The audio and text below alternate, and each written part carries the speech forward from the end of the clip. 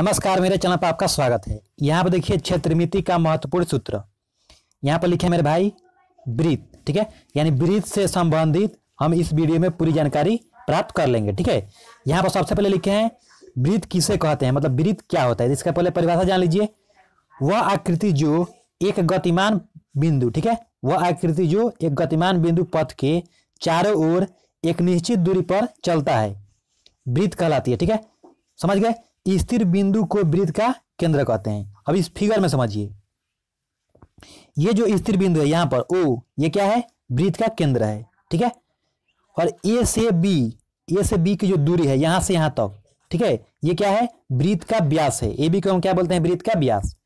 और ओ से सी, ये ओ है और ये सी है, यानी ओ से सी की जो दूरी है क्या कहलाएगी मेरे भाई, त्रिज्या। त्रिज्या को आर से सूचित करते हैं, ठीक है। और ओ क्या है, वृत्त का केंद्र।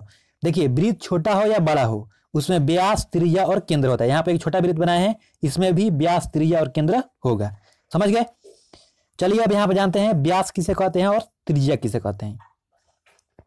तो यहाँ पे देखिए वृत्त का व्यास, वृत्त की परिधि के किन्हीं दो बिंदु को मिलाने वाली रेखाखंड जो केंद्र से होकर गुजरती है, क्या कहलाती है, व्यास कहलाती है। देखिए परिधि का मतलब क्या होता है, परिधि का मतलब होता है कि किनारे पर, ये जो किनारा है, ठीक है, किनारे से किन्हीं दो बिंदु को लेंगे, ठीक है, और किसके साथ गुजारना है मेरे को, केंद्र के साथ, यानी इस पॉइंट से मेरे को गुजार देना है, ठीक है।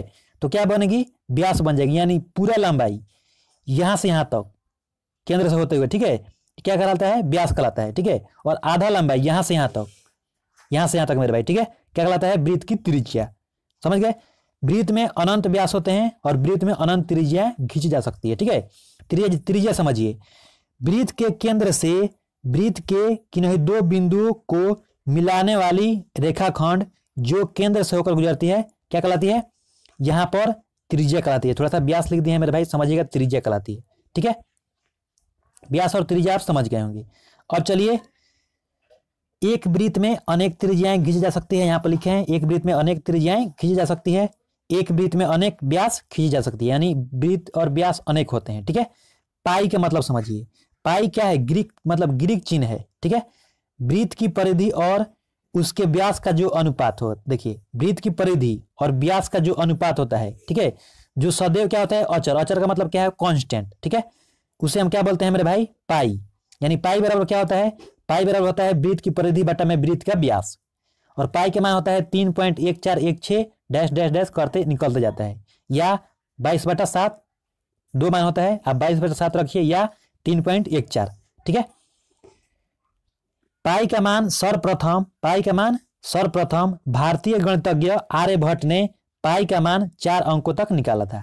पाई का मान किसने निकाला था, भारतीय गणितज्ञ आर्यभट्ट ने, ठीक है।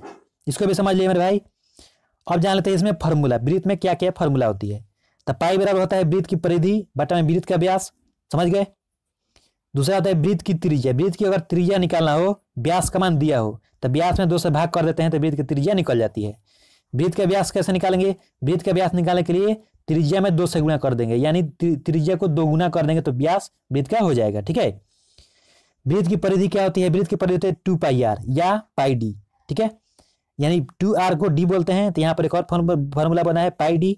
r क्या है, त्रिज्या, और d क्या है, व्यास, यानी वृत्त की परिधि 2πr। यहाँ पर लिखे हैं वृत्त का क्षेत्रफल क्या होता है, πr², ठीक है। वृत्त का त्रिज्या कैसे निकालेंगे, अगर क्षेत्रफल दिया हो तो √अंडर क्षेत्रफल बटा में पाई। और वृत्त की परिधि क्या होती है, πr + 2r, πr + 2r, या r π + 2। r इसमें से कॉमन कर दिया गया है तो क्या हुआ है, r π + 2। और वृत्त का क्षेत्रफल क्या होता है, 1/2πr², 1/2πr²। यहाँ पर लिखे हैं मेरे भाई, please subscribe super study coaching, अपने सब ग्रुप में शेयर कर दीजिए, मेरे वीडियो को शेयर कर दीजिए और सब्सक्राइब कर लीजिए, बेल आइकन को दबा लीजिए।